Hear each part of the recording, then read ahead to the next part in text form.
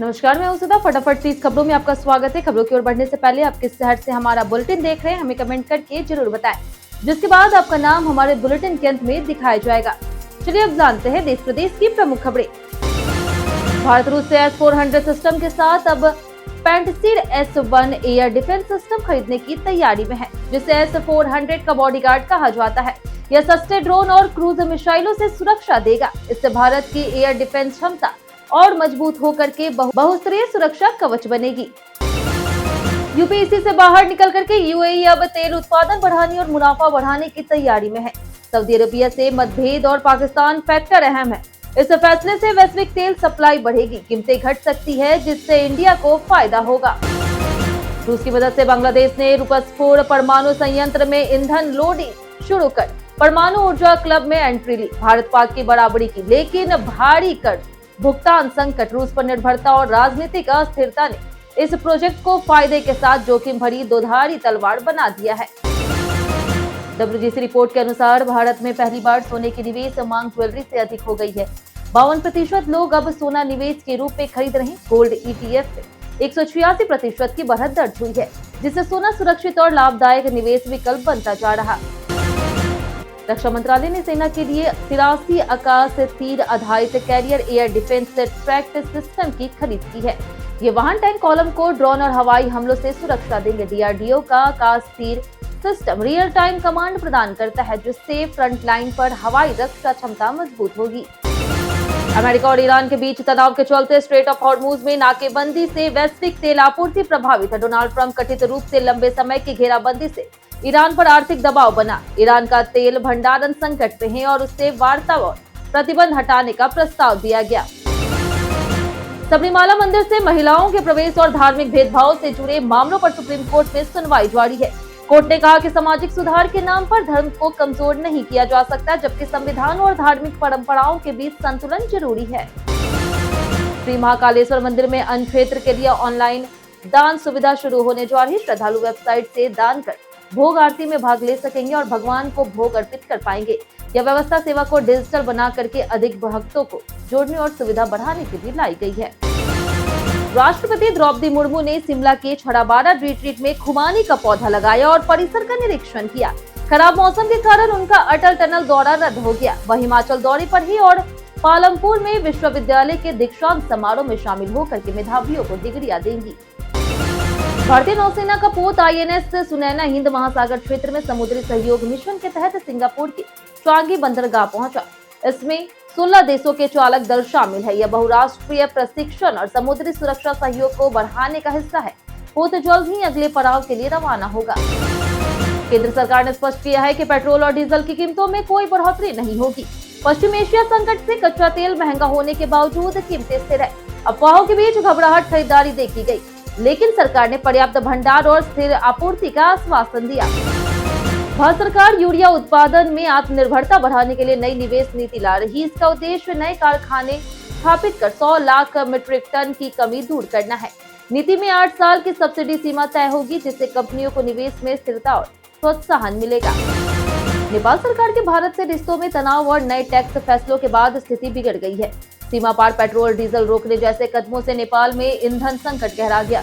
जनता असंतुष्ट है और राजनीतिक दबाव बढ़ रहा है, जिससे सरकार की स्थिरता पर सवाल उठ रहे हैं। भारत सरकार इथेनॉल ब्लेंडिंग को बढ़ावा देते हुए E20 के बाद E85 और E100 फ्यूल को लागू करने की तैयारी कर रही।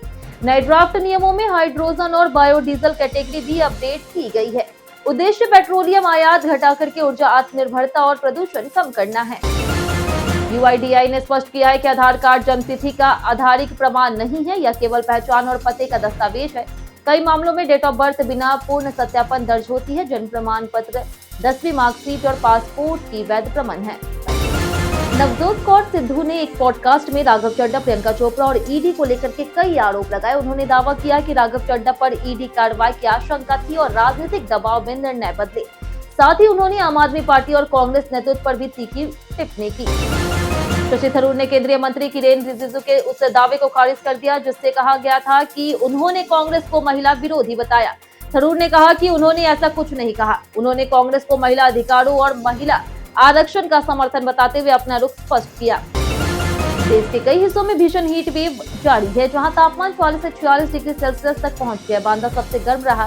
राजस्थान में ट्रेन में आग लगी, जबकि कई राज्यों में लू का असर है। आईएमडी ने 17 राज्यों में आंधी, बारिश और तेज हवाओं की चेतावनी जारी की है।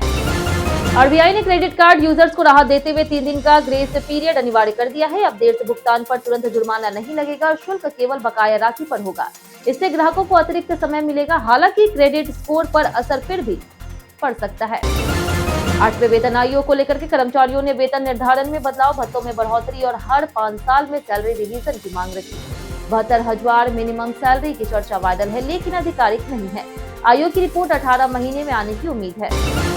व्हाट्सएप ने भारत में डिजिटल अरेस्ट स्कैम से जुड़े 9,400 से ज्यादा अकाउंट्स बैन कर दिए।